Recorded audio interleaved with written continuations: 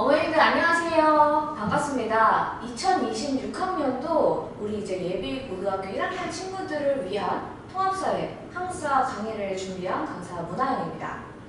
이제 어머님들께서는 저를 처음 보신 분도 계실 거고, 만약에 이제 저한테 그동안에 이제 친구들을 맡긴 어머님들이라면 어느 정도 저에 대한 이제 정보를 알고 계실 텐데요. 저는 앞으로 이 서초구에서 통합사회와 한국사에 대해서 고민이 많은 친구들을 위해서 강의를 준비하게 될 문하영이라고 해요. 자, 이번 시간에는 제가 2026학년도를 대비해서 어떤 강좌를 준비했는지 소개 영상을 어머님들께 보여드리기 위해서 이 자리에 섰는데요. 우선 제가 간단하게 제 소개를 하자면, 현재 저는 이제 고려대학교 역사교육과를 전공을 했고, 그래서 이제 전공자의 시각으로 어머님들의 아이들을 위해서 좀 더 다채롭고 깊이 있는 강의를 준비할 수 있다고 자부할 수 있습니다. 그리고 이제 반포서울여고 통합사회 한국사뿐만 아니라 다른 지역에서도 한국사 통합사회 출강을 나가고 있습니다. 우선 어머님들께 소개해드리고 싶은 말은 2022학년도에 개정되었던 교육과정만의 특징에 대해서 소개해드리고자 하는데요. 사실 이미 현재 이제 예비 고2 친구들은 이미 이의개정 교육과정을 한 차례 겪었습니다. 그래서 이미 어머님들께서 이제 인터넷으로 관련된 정보들을 많이 접할 수도 있다고 생각을 하지만, 그럼에도 불구하고 아직 이제 중학교 3학년까지의 그러한 교육과정에 익숙한 어머님들을 위해서 예비 고1, 특히 이의개정 교육과정만의 특징을 소개해드리고자 합니다. 우선 통합사회를 소개해드리도록 하겠습니다. 1호 개정에서는요, 통합사회 교과서가 딱 하나였습니다. 1단원부터 9단원에 해당하는 꽤나 두꺼운 교과서를 가지고 우리 친구들이 1년 동안 배웠다라고 보시면 되는데, 2개정 교육과정부터는 이것을 두 가지로 쪼개졌다라고 보시면 돼요. 통합사회 1위 1학기 거, 통합사회 2가 2학기에 배우는 교재이고요. 총 5개, 10개의 단위로 통합사회 교재가 구성이 되어 있습니다. 사실 1단원의 경우는 이제 통합적 관점이라고 하면서 가장 쉬운 부분이라고 보시면 되는데, 다른 2단원부터 5단원에 해당하는 부분들이 고2, 고3에 들어가는 사탐 과목에 해당하는 부분을 일부 발췌한 단원이다라고 보시면 됩니다. 예를 들어서 3단원에 해당하는 자연환경과 인간은 쾌펜의 기후 부분이 들어가는 세계지 파트이고요. 문화의 다양성 역시 이제 사회문화나 세계지에서 발견할 수 있는 전세계 문화적 특성이 등장합니다. 그리고 생활공헌과 사회는 한국지리에서 자주 언급하는 산업화 현상들이 들어가기 때문에 100% 서초구의 여러 고등학교들은 선생님들께서 고2, 고3의 딥한 내용까지 이 부분에 집어넣으시는 게 특징입니다. 그리고 이제 통합사회 1이 다 끝나서 이제 방학 동안 한숨 돌리잖아요? 그럼 이제 통합사회 2가 등장하는데, 여기서부터 법이 나옵니다. 인권보장과 헌법이 바로 어머님들께서 아시는 정치와 법 파트, 특히 헌법 판례가 난 이 부분인데, 여기서부터 친구들이 더더욱 어려워하고, 거기다가 3단원에 시장경제와 지속가능한 발전은 경제 파트입니다. 원래는요, 고1 경제는 교과서 보면 굉장히 쉽게 나오는데요, 그거 가지고는 이제 변별력이 나오지 않기 때문에 어쩔 수 없이 상대평가 체제 하에서는 이 경제 파트 고3 내용 쉽게 출제하십니다. 특히 이제 고3 수치뿐만 아니라 실제 오답률이 높은 수능 경제 내용까지 갖고 오시는 분들이 많기 때문에 이 부분은 사실상 이제 학원의 도움을 조금 개인별적으로 해결하기 어렵다라는 걸 강조드리고, 사회정의와 불평등 등은요, 친구들이 생각보다 많이 어려워요. 특히 이과적인 성향 강한 친구들 어려워하는 윤리 파트입니다. 그래서 이 부분도 제가 제대로 잡아주는 연습을 할 테니까 너무 걱정하지 마시고요.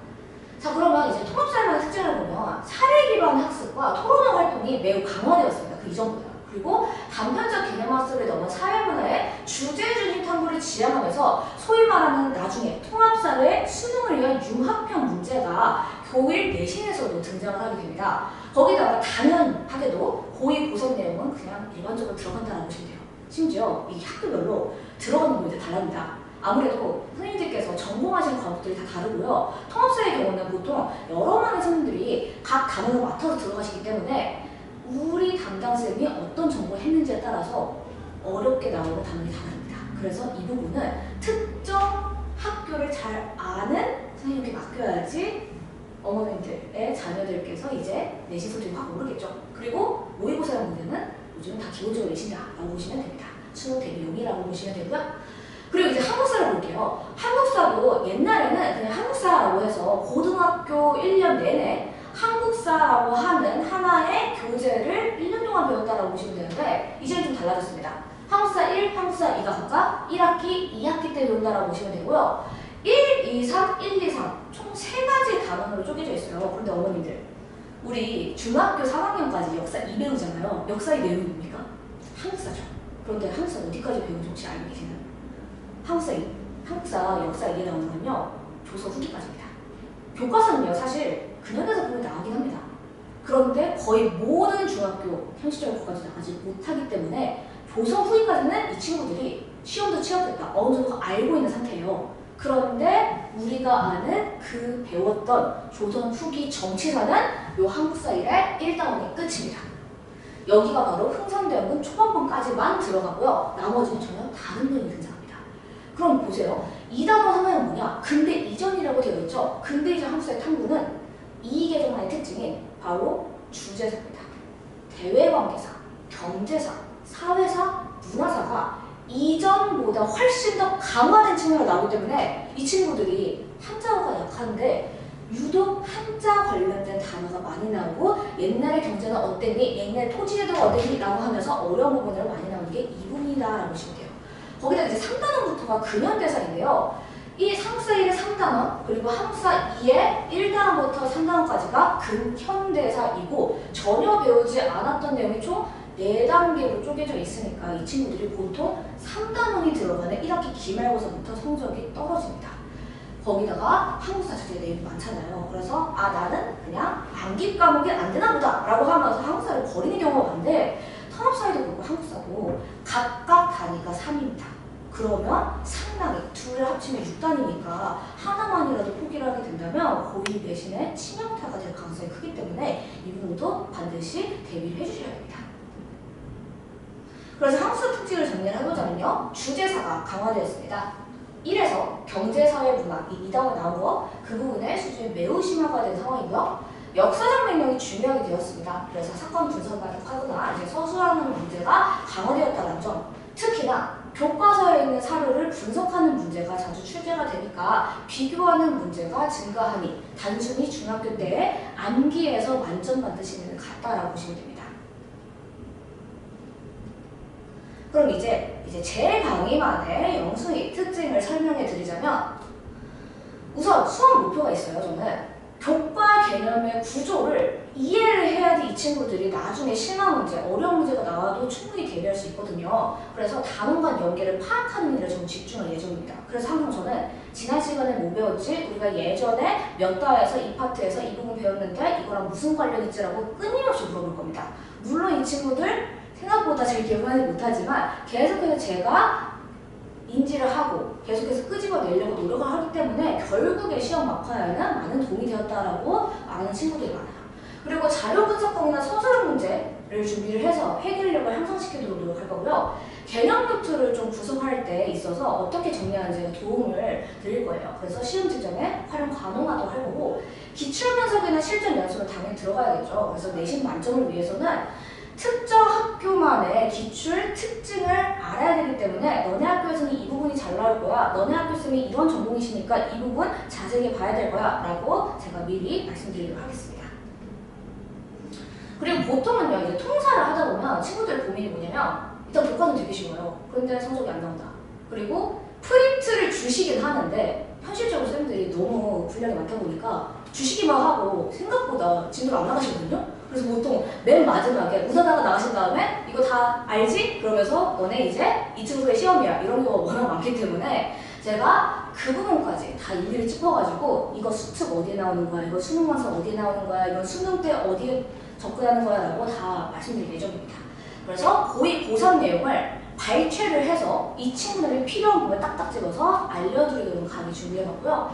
이공계 과목이 강한 친구들이 유독 서초에 많은 것 같습니다. 그래서 1학기 중간고사 때 일부러 한국은 안 가요. 그래서 나는 이해도가 좀 높고 중학교 때 좀 만점을 많이 받았으니까 이번에도 그렇겠지 라고 딱 시험 봤는데 다른 과목은 다 90점인데 60점, 50점만 통사, 한국사 맞는 친구들이 너무 많고 그런 친구들이 저한테 오면 보통 1학기 기말고사나 2학기 중간고사 때 만점을 받거나 아니면 최소 9점 이상을 받는 경우가 많이 있었습니다. 그리고 한국사의 경우는요, 중학교의 시험보다는 한국사가 너무 어렵게 출제한다. 어쩔 수 없어요. 왜냐면 고등학교 한국사 교재가 매우 자세하게 나오고 그 교재의 본문에 선생님들이 한 줄짜리만 나오는 거 가지고 선지로서 변형해서 내기 때문이고요.